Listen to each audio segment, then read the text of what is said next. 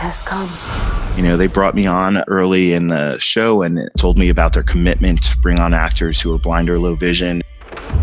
And that was exciting to me. Centuries from now, almost all humans have lost the ability to see.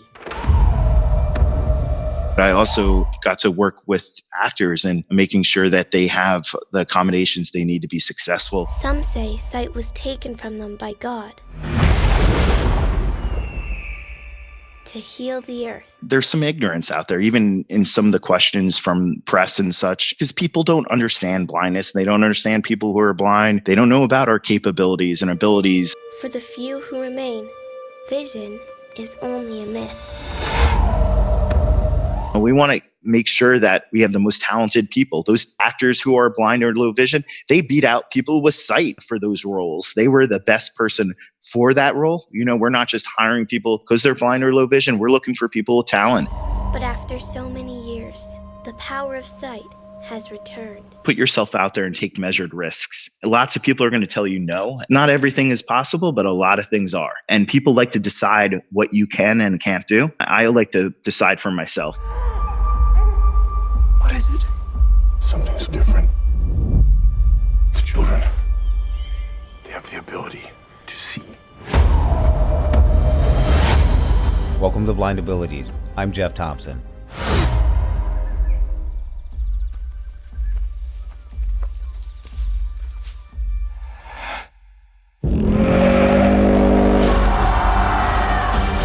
I have to keep you safe.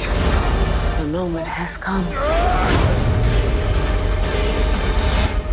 It's astonishing how the smallest moment can change an entire world.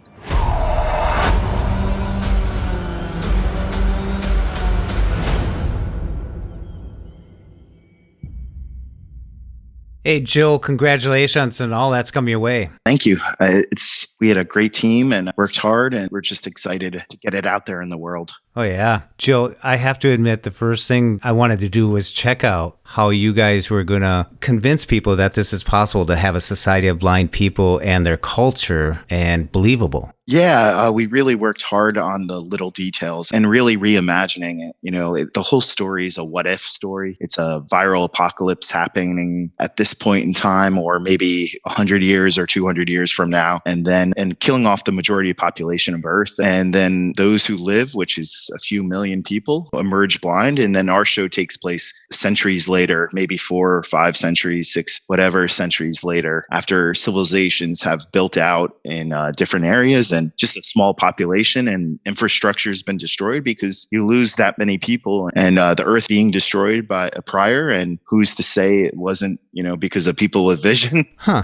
The idea is we lost a lot of skill sets like that help manage that infrastructure, and people moved away and isolated themselves. So they live off whatever type of land they're living in, whether it's an urban environment or it's like rural or mountainous. And you see the differences in each civilization, and the blindness is embedded in all of it. And what would a society who is blind build out? Like universal design. It's not even universal. It's just designed for that world. So yeah, especially when they're using an axe for a cane. Yeah, that's a whole different level. That's creativity, I would say. Yeah, like splashing a little bit near the edge of the water so people can follow. Little cues like that. And that's stuff we use out there. Like, when I go hiking, and a majority of the stuff you see that people who are blind are doing, I did out there in the world, in the same environment, and we played with it, and we worked with a tremendous team on that. We're talking to Joe Strechay. He's the associate producer and blindness consultant on the new release on Apple TV Plus called See. That's SEE. Welcome, Joe. It's a great pleasure to be here talking about our product, and we're so excited that it launched on Apple TV Plus. See is something you all should check out, especially for mature audiences, for adults, of course. Oh, yeah. I dug in, and now the next one's ready for me, and it's just exciting. It's riveting. It's just the audio description, I have to tell you, just it's not like a movie. It's not like a book. It's a whole new thing now. It's really good. Thank you. Yeah. And we're working it. And we hope to even take the audio description to the next level, truthfully, in the future. We've been playing with some ideas around it as we've been watching it and kind of redoing how audio description's done. Work with the people that do it all the time, but maybe add a little more detail that is real to the world. And we're hoping to play with that. I noticed it's more bridging, like what's coming up, what's just happened, even though audio description does do that. But usually they're trying to fit it right into a space. And this seems like a narrative going through as well. Yeah, it definitely, it tries to, because there's not a lot of dialogue in that first episode. And throughout the show, there's a lot of space of traveling through these unique environments or unique movements. And it tries to give you that description and what's going on. You're right. You're definitely right about that. Now, tell me about this wardrobe. Someone was wearing a hood and you suggested, probably not. Well, Baba Voss is the character, and that's Jason Momoa, the lead on the show. He has this unique outfit and has a hood on it, and he tends to like wearing the hood. But there are times that you wouldn't wear that hood because it impacts your hearing and the way you're able to use it for locating sound, and also if you were using echolocation, but just the location of sound, it changes it. So we played with that in certain settings where he could be more comfortable, or certain settings when he is really honing in on his hearing. So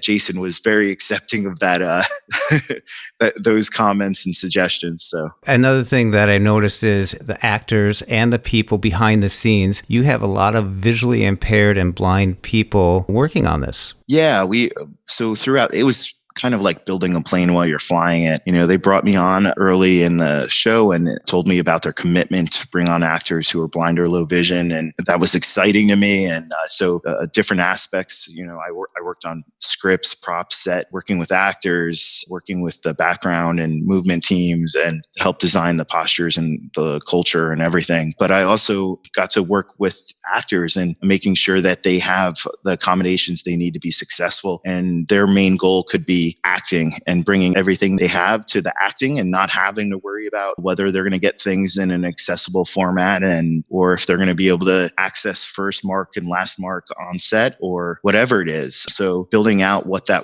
looked like, and we continue to improve as the season went on, and the more experience we got, the better at it. And really, I'm proud of what we did, and we'll just take that to a different level if we're offered our season 2. I'm one episode in, and that would be great. So Joe, I heard that there was even sleep shades used to give the actors the experience of being blind. Well, I use sleep shades in general for training, and I've used that, on, I used to train, I've trained thousands of people who are blind or low vision in travel, like orientation mobility and daily living skills all over the United States. And I brought that to working with actors as well. It's just it's not so they know what it's like to be blind, but it's so that they focus on their senses and they use the skills that I'm teaching them. So we start off always with education and awareness before we even get to sleep shade or a sleep mask, whatever you want to call it. We don't call it blindfolds because you can't take off blindness. It's something I bring up to them. And we talk about disability and the portrayal of blindness and how it's been comical in a lot of shows. But Apple and our production C is committed to respecting blindness and disability. And we show that, and our actors live it every day. I'll tell you, no one cares more.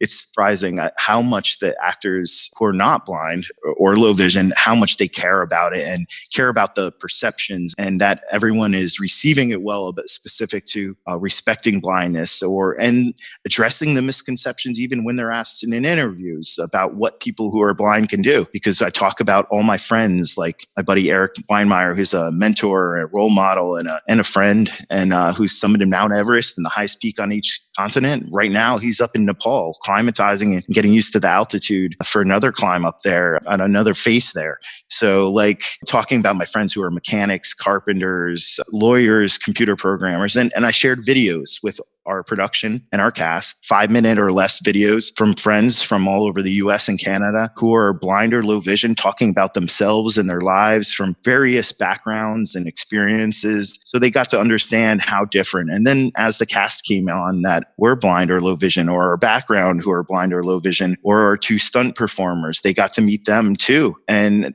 hear their story and talk to them and see that every person is so different and how they do things is so different and the amount of vision they have is so different. So it was really a process, but I do start off with education awareness, move to the training, and definitely use sleep shades because I believe in that you have to focus on those senses and understand why you're doing that skill so that you're not relying on that vision to do those skills. It has to be believable. I think that was the biggest perception that people had when you thought that there was a society of blind people. And, with their culture, as I mentioned, the believability that they could exist, really puts the notion into the sighted viewers that, okay, they can do this, the can-do attitude. Yeah, and a lot of questions are like, there's some ignorance out there, even in some of the questions from press and such, because people don't understand blindness. They don't understand people who are blind. They don't know about our capabilities and abilities, and they're wondering if people can be in outdoors and survive. And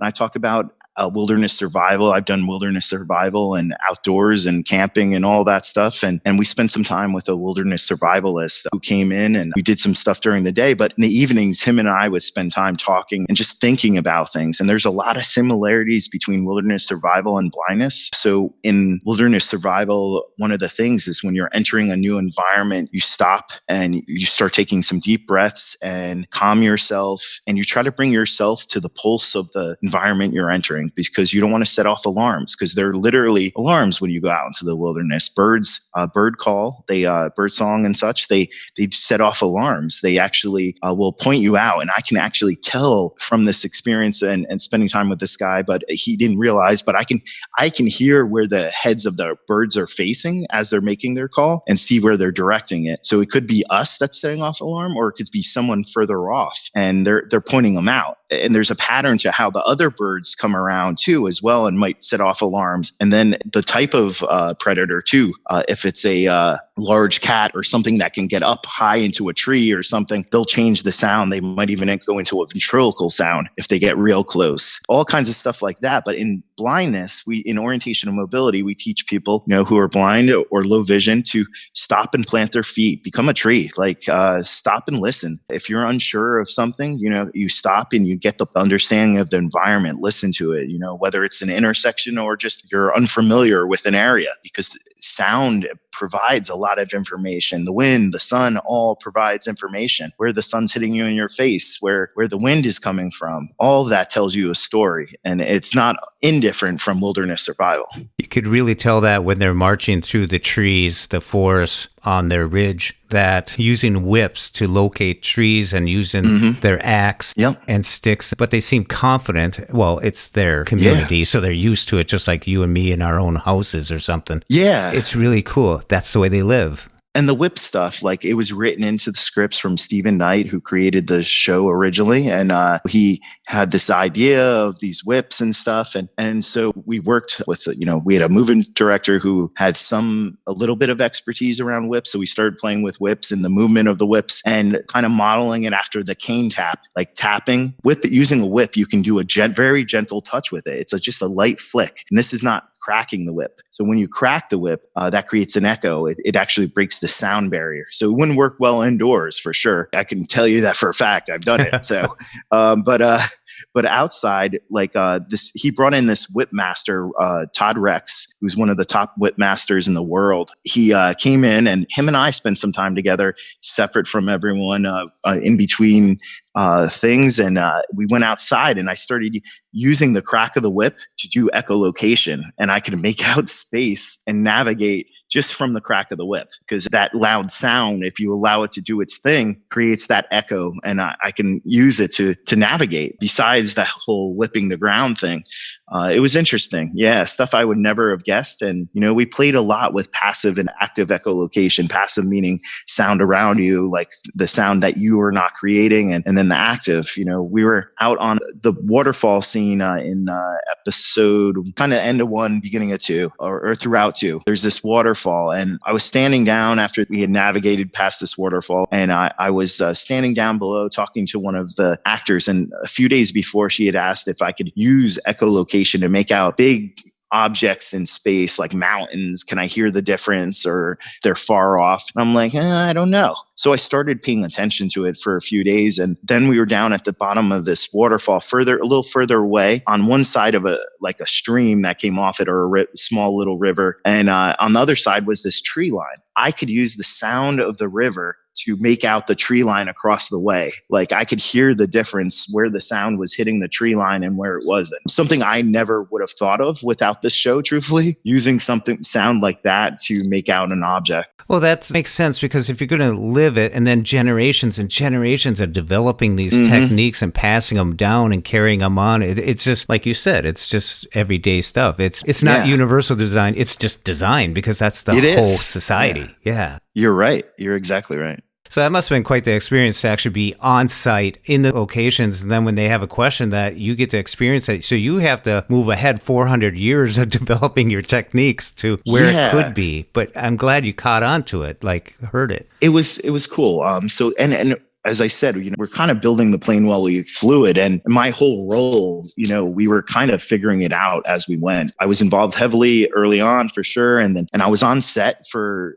all through the show, and episodes 1 through 2. I would say I would be like on set nearby, like in a video village, or I'd be right next to the set. And I got closer and closer to the director. By episode 3, I was pretty close to Francis Lawrence. And then episode 4, we had a different director, episode 4 and 5, named Anders Edstrom. And Anders, kept bringing these suggestions up about what the actors could do or what they wouldn't do. And he said, Joe, and he stopped everyone around. He goes, from now on, every day, I want you standing right next to me while I'm directing, because I want to know what we could be doing, what possibilities, and I want to experience it with you. And so from episodes 4 through 8, I was right next to the director, and I walked through the blocking with them every day. Like, got to, read through the scene or the shot. Then as they start to walk through it, I would provide suggestions. I see what they would do. And I had a person who would audio describe what people were doing, whether it was a specific person or whether it was one of our choreographers that I worked with from the beginning. We spent months prepping before, like almost 2 months prepping in person before we started filming and building out this world and the culture. And, Paradox Pollock is our movement director. He's really an expert on like island nations and groups. So bringing the culture part to it and then adapting it for our world and making it fit and trying to differentiate these groups. So we spent a lot of time with that, and we had such a great movement team. Naveed Sharkey, Kara, Malia, Kevin, Shay, and it was just a great team we had. When they're marching along and some sound or something they hear in the distance, and he stops and just gives a command out, everyone just the silence comes. Yeah. Because silence is power, right? Like we want to hear things, right? And we play with that a lot. Like there's probably a lot more silence in this show than people are used to. And maybe it might make people uncomfortable. I'm curious. We'll see. Something we play with, I brought up, and you may see it at some point. People with vision tend to rush into things and just they see and they think they figured it out. When you're blind, and just as I was talking about wilderness survival, you stop and you listen and you try to figure it out before you go rushing in. Something that I really noticed going off on this, paying attention to the sounds and stuff, the audio quality is second to none. I agree. And that's the Dolby Atmos sound. And actually this accessibility wise, our show and Apple in general, all the shows, it's the first time that audio description is being provided in the same quality sound that everyone else experiences. Usually it cuts out and in with that sound and you're not getting the same experience, but it is all Dolby Atmos sound if your sound system allows for that. Most of us don't have Atmos at home, but we may have Dolby. I have a Dolby sound system at home, but you get that opportunity to experience it. And also Apple TV Plus was launched with 8 or 9 audio described languages, which is like unreal, and you have access it no matter where you are. So if I went to Japan, typically like Netflix or any other streaming platform, you'd go to access the audio description and you only have access to Japanese audio description. But now with Apple TV Plus, you get access to all 8 or 9 languages in audio description. So if you're traveling or if you work abroad or live abroad, your English or whatever language is not your first language, you have access to the audio description in that other language. And closed captioning, it's some ridiculous amount of languages in closed captioning too. I don't remember if it was 38 or 40 or something. Crazy. Yeah, numbers maybe 90. But that's on day one. On day one. Yep. Amazing. From the start. Yeah. That's really cool. Joe, I met you as the director of Pennsylvania Bureau of Blindness and Visual Services, and you worked a lot with transition aid students as well. And so, plus you worked, 7 years at American Foundation for the Blind, managing the Career Connect program. Yeah, I ran Career Connect, and I've done a lot of different things, and really all building to this, truthfully. My graduate work's around blindness, but my undergraduate's around public relations, and I studied media there and media effects and how the immigration of minority groups into media, part of it. Like I had a course where we studied that, and we looked at populations and how they migrate through the media to create legitimacy around either a character or a portrayal or even the actors portraying it as well. We studied that, and then also how gender roles play a role in media and whether it's positive or negative, how they portray it. And a lot of that became a passion for me. And I brought that to the blindness world and disability world. And I wrote about it when I was at the American Foundation for the Blind in access world. Before I even got connected to media, I started giving advice to some documentary people and then helping them connect to people. And then also I started helping casting agents who were looking for people or actors who are blind or low vision. And then later on, a show, Royal Pains on the USA Network, reached out, and I worked with their writer's room in my off time to help them build out the dialogue or the language that they used for this character they added for 3 episodes who was blind, and maybe some of the storyline around it. And from there, got an opportunity, got a vague message around person navigating blind on a set. And I didn't know if it was a person who's blind on a reality show or if it was going to be an actor portraying it. And they didn't know how to describe it. I ended up helping them define it and create the job description. And it ended up being for Netflix, Marvel's Daredevil. And then they interviewed a bunch of people, and they asked me to interview, and they hired me. And I got to work on season 1 of Marvel's Daredevil, where I worked on reviewed scripts and helped with props and set around Matt Murdock's apartment, which is the alter ego of Daredevil, and help with the blindness related stuff and the child version and background. And it was just a unique experience. And later, when I left AFB after 7 years, I was moving to Commonwealth of Pennsylvania, and I was moving I flew up there on a Thursday. I was going to be living up there 2 months prior to my wife moving up. And I moved up on a Thursday, and I was starting on Monday. And Friday morning, I got a phone call from a producer from a new show. And she says, one of our producers worked with you on Marvel's Daredevil, and our lead actor and creator of our show is going to have to portray blindness, and kind of described it a little bit. And you're the only person we want her to work with. And I was like, she's like, can you come for a few weeks or a month or something and work with her? And I was like, well, I'm starting a new job on Monday. I can come to New York, right? Like hop on a train and be there in a few hours and meet with her this afternoon, and then spend the weekend with her, and then come back the next weekend and the weekend after. And I can send you and work with your different departments during the week, in the evening, after work, off work hours. And so I could do that. And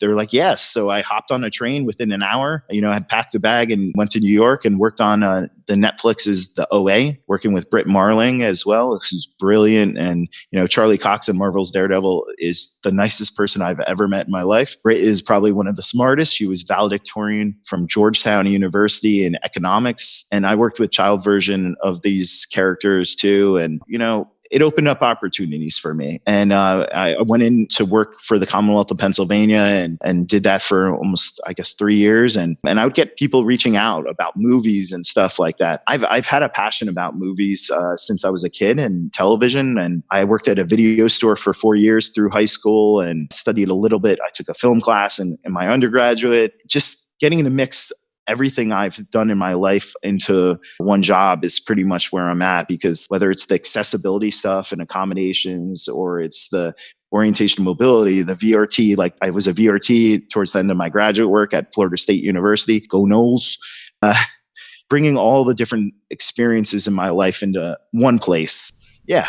Well, it's really neat to see your progression into this, even though you're going up the blindness chain all the way to director, but you kept that passion about movies going along, and there the opportunity was for someone to leave a directorship to go to that. I was talking to Carol Pankow. She was the former director of Minnesota State Services for the Blind, and I said, "Where's Joe?" We were at the national conference for the state board agencies out there, and she said, "Oh, he left. He went off to do this movie thing or something." So I was like, what movie thing? So it stuck in my mind, what movie thing is he doing? And then also when C came out and I found out you're on there, it's like, we got to get him on here. And I'm excited. Oh, it's what a major thing. That's like you said, you work with transition students. Mm-hmm. And I still do. September, I was down. I do consulting work for the American Printing House for the Blind around, they have a product coming, Code Jumper, which is a partnership with Microsoft. And I help with that. And I believe in what the American Printing House for the Blind does. I have the opportunity to do what I want now, truthfully. Like, I have lots of opportunities and I'm consulting with them because I believe in what they do and how they bring products to people in the US and abroad and what they do. So I also do speaking. I was down in Florida in September. They brought me in to work with parents and families. But I also, because I was there, I spent an evening with the teenagers talking about my story and my life and the good and the bad. And they asked questions about being embarrassed or if I'd ever been bullied or the ups and downs and the realities of it. Was I ever depressed? And all those things, that they feel alone. And so I still do that. And I just came back from Missouri. I was there this weekend speaking to parents and families. Dr. Ian Shadrick, a really nice guy, a great guy, brought me in and some others, Tyler Marin and Chris Boone, and to come and talk to parents and families about our lives and what we do and our stories and some of that stuff in transition, because I'm still passionate about that. I believe I have a duty to give back to people. I spent, 10 months in British Columbia and be part of the blindness community there. And I got involved there and making sure that I'm making a difference. Their Blind Sports Association with Blind Beginnings. It's a early intervention type program and school age program. And then with CNIB and all the above. And I was mentoring a middle-aged gentleman who lost his vision and he had other disabilities. He lost his vision due to 3 aneurysms. He had a leg amputated and a whole bunch of things, that organs removed, and he woke up blind after a coma. So I worked with him. Like, I would go to his house every other week and spend time with him. I taught him how to use voiceover on the iPhone. Anything I can do to give back, and people hear that, so they connect me to other people. I helped. There was an actor from another TV show up there. Her son was deaf or hard of hearing, and they were still evaluating, maybe 2 years old, and she wanted to start learning sign language and wanted the child to start having early intervention around that. So I found an ASL teacher and someone early intervention specialist who could come into the home and work with her and her child. So whatever I can do to help out the world and the community around disability, I try. And there are also people who, want to take advantage too, but everyone's has their own mission. My mission is to help people. What advice would you give to someone's transition age student?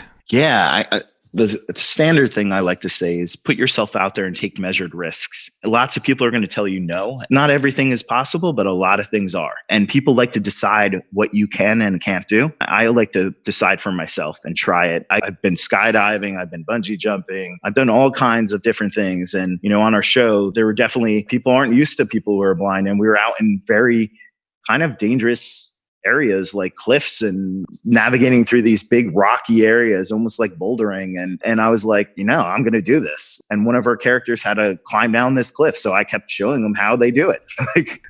When it came to like real climbing, I was like, Jason Momoa has some scenes of it climbing. I was like, I'll reach out to my buddies. And I reached out to Eric Weinmeier and he sent us some videos that Jason looked at and, worked with. So, and he worked with a climbing specialist otherwise. And Jason's amazing climber in general, truthfully. But, these other techniques, where else to get those than someone like Eric, Well, Jason, in this first episode that I watched, he sounds like a big guy. He is 6'5", maybe 240, 245 and muscle. In some interview, he called me Mini Momo. And I'm like, yeah, he's like 7 inches taller and muscly. I'm a little softer than he is.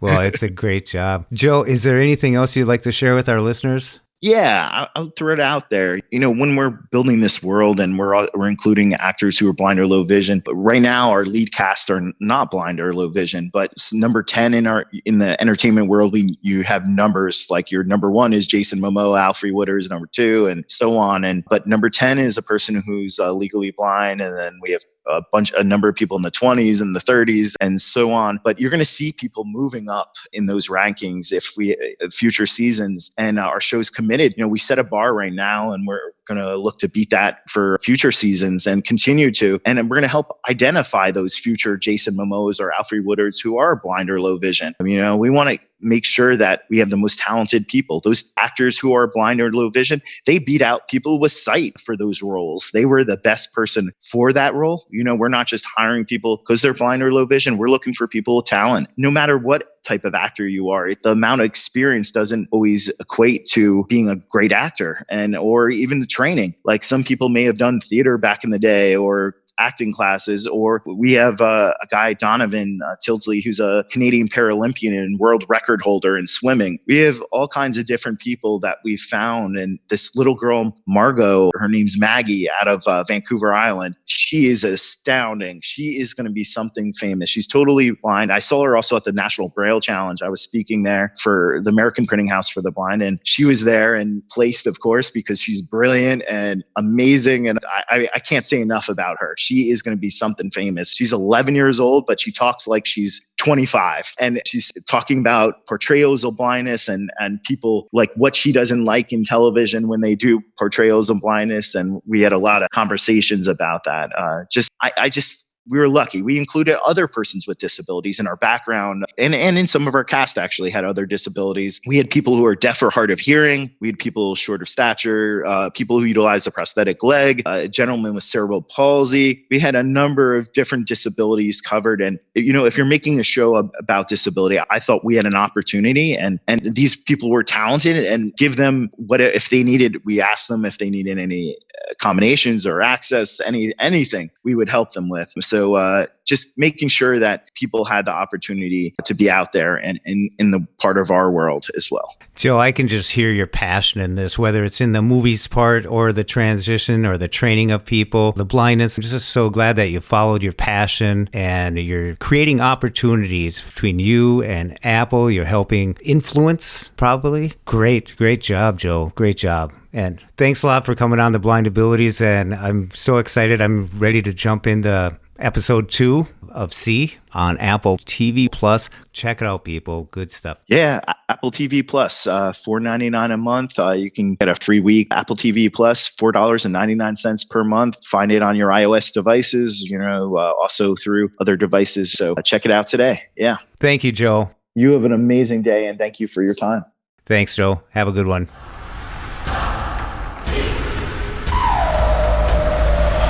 The moment has come. When we share what we see through each other's eyes, we can then begin to bridge the gap between the limited expectations and the realities of blind ability. The realities of blind abilities. Blind abilities. For more podcasts with a blindness perspective, check us out on the web at www.blindabilities.com, on Twitter at Blindabilities. Download our app from the App Store, Blindabilities, that's 2 words, or send us an email at info@blindabilities.com. Thanks for listening.